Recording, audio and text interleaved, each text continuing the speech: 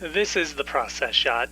I'm Michael. I'm stuck in a haunted movie theater, and I've seen Samaritan, a new superhero fantasy comedy drama kind of deal from director Julius Avery. It follows Sam, a young boy living in Granite City, which was once home to two superpowered twin brothers, one who became the hero Samaritan, and one who became a villain named Nemesis, and both of whom were presumed dead after a battle about 25 years prior. Since then, the city has fallen into crime-ridden chaos and financial crisis, but many have hoped that Samaritan might one day return to help them all. Sam is one of those people, and when his neighbor Joe rescues him from harm, Sam thinks that he's finally found him. However, the truth of the matter is complicated, and is made worse when a follower of Nemesis seeks to take up the mantle. All of this leads into a bit of a weird mix between a comedic and dramatic tone, one which never finds a real balance over time. The story is set up in a gritty, somewhat realistic, or at least a modern way, like most superhero movies these days, I figure. But once Samaritan shows his powers and things start to lean into that more fantastic side of the setting, things start to feel a bit lighter, almost in a goofy way that keeps things upbeat despite the surrounding world. For a while, the movie even feels like it could be PG if it weren't for all the swearing. It isn't until the final act that things start to ramp up and the movie effectively earns its PG-13 rating all at once, bringing the tone back around and into something a bit more extreme, which can work in general, but still feels a bit out of place here.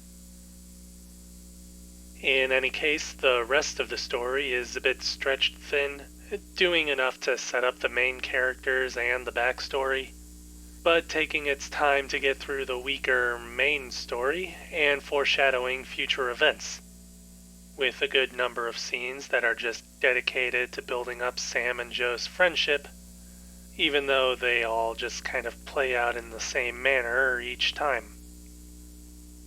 The final twist is a bit interesting, even if it's hinted at almost too much and only shows up after it could have a profound effect on the story. To put this all a bit simply, the movie here might have been a lot better if it were given more time in the writing room, but as it is, it's a movie that isn't quite sure whether it wants to be for kids or for kids who are allowed to swear.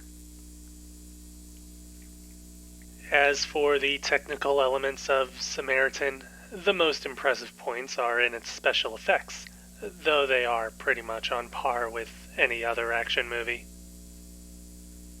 Sometimes they look neat and blend in well, but other times they seem almost intentionally unreal, again in tandem with the film's tonal shifts.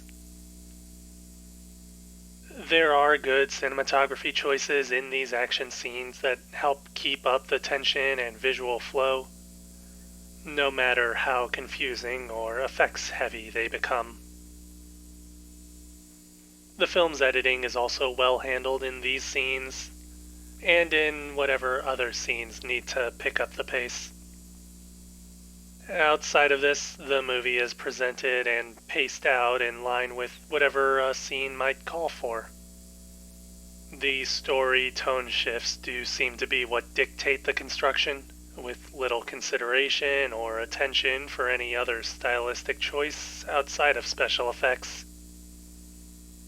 There aren't even any strong color choices underlying the visuals, despite the obvious dichotomy between Samaritan's fans and Nemesis's followers. Overall, I feel like this movie needed a bit more refinement, not only in its story, but in its greater presentation, so that it might be able to stand out from other superhero movies, especially for something that is effectively an all-new story. As it is, though, it shows potential, but kind of just lets it slide.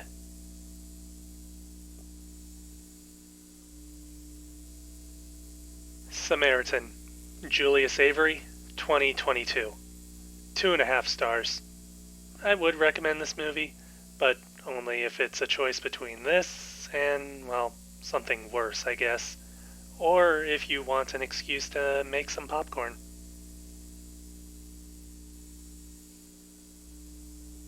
That's it for this review.